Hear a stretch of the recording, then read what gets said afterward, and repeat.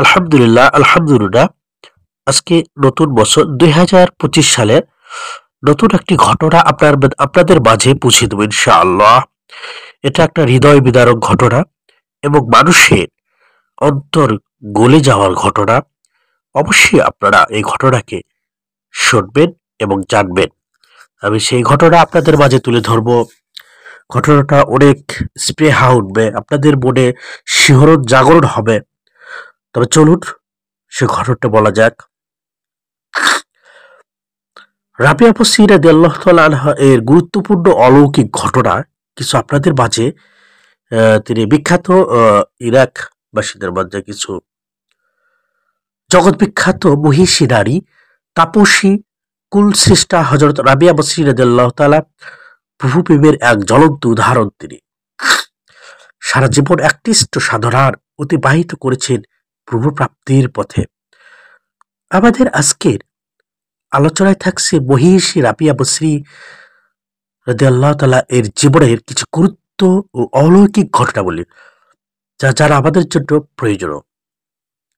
একবার হজ করার উদ্দেশ্যে মক্কার পথে রওনা হয়েছেন তাপসী রাবিয়া বসরি রাদিয়াল্লাহু তাআলা। কাবার অদূরে যেয়ে তিনি ধ্যানমগ্ন হলেন। হঠাৎ তিনি দেখতে পেলেন কাবা তাকে স্বাগত জানার জন্য এগিয়ে আসছে। তখন রাবিয়া বসরি বললেন, এই ঘর দিয়ে আমি কি করব? আমি এই ঘরের মালিককে চাই। প্রভু তো বলেছেন, যে আমার দিকে হাত হাত এগিয়ে আসে আমি তার দিকে এক হাত এগিয়ে যাই। এক চোর একদিন চুরি করতে এলো রাবিয়া বসরি তার ঘরে। রাবিয়া বসরি তখন উপাসনার পর তদ্রাচ্ছন্ন। চোর রাবিয়া বসরি রাদিয়াল্লাহু এর চাদরখানা তুলে নিয়ে চলে যেতে উদ্যত হলো, কিন্তু ঘরের দরজা কোথায়? বহু কষ্টেও যে ঘরের দরজা খুঁজে পেল না। এমন সময় ভেসে এলো এক অলৌকিক কণ্ঠস্বর। বলল, হে হতভাগা, তুমি জানো কার ঘরে চুরি করতে এসেছ? যদিও সে নিদ্রাচ্ছন্ন, কিন্তু তার প্রহরী জাগ্রত।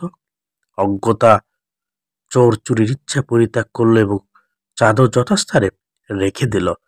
সাথে সাথে সে খুঁজে পেল দরজা। চুপচাপ বেরিয়ে গেলে ঘর থেকে। রাবিয়া বসরি বিবাহ করেননি।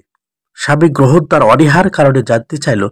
তিনি বলেন, তিনটি বিষয়ে আমি খুব অনিশ্চিতের মধ্যে আছি। যদি কেউ এগুলো দূর করতে পারে তাহলে আমি স্বামী গ্রহণ করব বা সংসার হব। বিষয় তিনটি হলো, নাম্বার 1, কেউ কি বলতে পারবে এই বারের সাথে আমার মৃত্যু হবে কিনা? নাম্বার 2, রোজ হাসরের মাঠে আমার আমলনামা কোনো হাতে দেওয়া হবে? নাম্বার 3, দুটি দল হবে সেদিন, একটি জান্নাতের অপরটি জাহান্নামে। কেউ কি বলতে পারবে আমি কোন দলে থাকব? ভালোবাসার সম্পর্কে তিনি বলেন, প্রকৃত ভালোবাসার সৃষ্টি আদি থেকে অন্ত পর্যন্ত স্থায়ী হয়।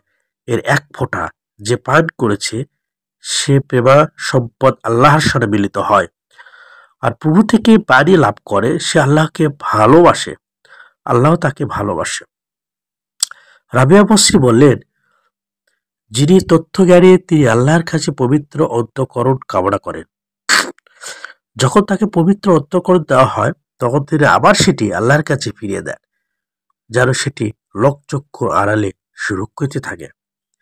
একবার এক তথ্যজ্ঞানী সাধক হযরত সালেহ আমিরি রাদিয়াল্লাহু তাআলা কথা প্রসঙ্গে বললেন, প্রভুর দরজায় অবিরাম শব্দ করতে থাকলে একসময় তা খুলবেই। তার কথা শুনে রাবিয়া বসরি রাদিয়াল্লাহু বললেন, যে দরজা কভু বন্ধই হয় না, তা খোলার প্রশ্নই ওঠে না কেন? একবার এক লোক মাথায় কাপড় বেঁধে আসলেন তাপসী এর দরবারে। কারণ জানতে চাইলে সে বলল, মাথার দারুণ যন্ত্রণা। রাবিয়া বসরি রাদিয়াল্লাহু বলেন, সারা জীবন সুস্থতার কোনো চিহ্ন ধারণ করলে না মাথায়, আর সামান্য একদিনের যন্ত্রণায় কষ্টের চিহ্ন মাথা ধারণ করলে? একবার একটানা 7 দিন উপবাস করলেন তাপসী রাবিয়া বসরি রাদিয়াল্লাহু, সাথে বিনিদ্র রজনী যাপন। 7 দিন পর লোক এক পেয়ালা খাবার নিয়ে গেল। হঠাৎ এক বিড়াল এসে খাবারটা খেয়ে ফেলল। রাবিয়া বসরি পানি পান করতে যাবেন, এমন সময় হাত থেকে ফসকে পানি পেয়ালাটা মাটিতে পড়ে ভেঙে গেল। চিৎকার দিয়ে উঠলেন রাবিয়া বসরি, বললেন, প্রভু গো, আপনার দাসীর সঙ্গে কেমন আচরণ শুরু করলেন? সঙ্গে সঙ্গে ধ্বনিত হলো আকাশবাণী, তুমি চাইলে তোমাকে অঢেল পার্থিব প্রাচুর্য দান করতে পারি, কিন্তু সেক্ষেত্রে তোমার হৃদয় থেকে আমার প্রেম বেদনা তুলে নিব। কেননা পার্থিব প্রাচুর্য আর প্রেমের যাতনা একই হৃদয় সমবেত হতে পারে না। দূর হয়ে গেল সে তাপসীর কুত পিপাসা। তাপসী রাবেয়া বসরির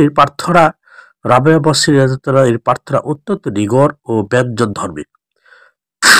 তিনি বলতেন, হে প্রভু, বিচার দিবসে যদি আপনি আমাকে জাহান্নামে নিক্ষেপ করেন, তবে আমি এমন এমন গোপন রহস্য ফাঁস করে দিব, যাতে জাহান্নাম আমার থেকে 1000 বছরের পথে দূরে পালিয়ে যাবে। সুবহানাল্লাহ, কি কি ঘটনা! আল্লাহ আল্লাহ পাক রাবেয়াবাসীকে এমন এমন ঘটনা গুলো তুলে ধরছে, মানে মাথা নষ্ট করার মতো। মর্মমূল কাঁপিয়ে দেওয়া প্রার্থনা ছিল তার। তিনি বলতেন, প্রভু, আমি যদি আমার জাহান্নামে নিক্ষেপ করেন, তাহলে আমি আত্মচিৎকার করে বলবো, আমি তো আপনাকে ভালোবাসতাম। বন্ধুর সাথে বন্ধু কি কখনো এরূপ ব্যবহার করে? প্রার্থনার উত্তরে শুনতে পান, তুমি আমার সে বন্ধুত্বের অন্তর্ভুক্ত।